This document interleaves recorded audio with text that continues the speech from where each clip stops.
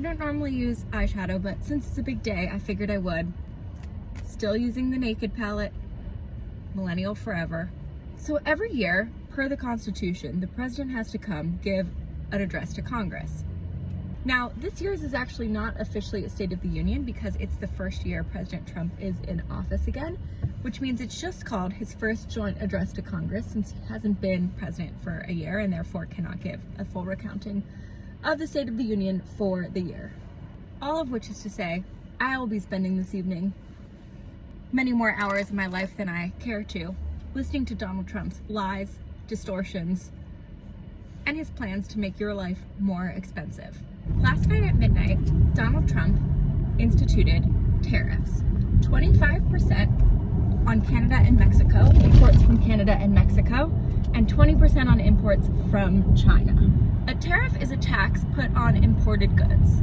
But while Donald Trump says that the other countries are going to be paying these tariffs, the fact of the matter is it's actually the importing company, i.e. the American business, that is on the hook for the tariffs and has to pay for them. And guess what? That means they're going to pass down the cost to you, the consumer.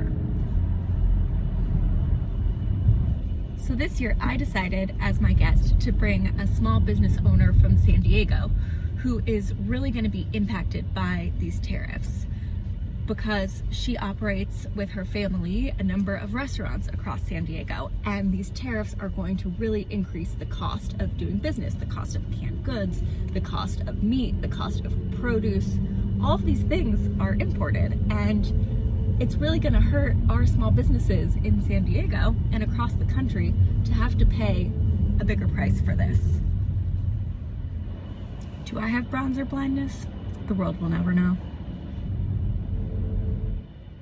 Now, I know some people don't want Democrats to attend the State of the Union, but I think it's important that we show up and that he doesn't just get a friendly crowd and that he has to look at us while he's saying all these things and that he knows that we're watching and we're going to be there. We're not going to treat this like a normal State of the Union. We will push back on the horrible things he says, but I think it's important that we are there in the room and he doesn't just get to pick his own audience, especially because it's happening in our house.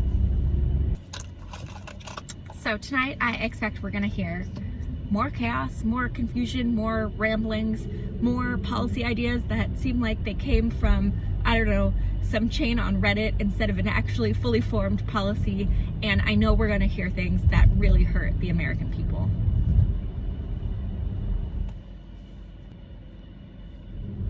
Thanks for getting ready with me.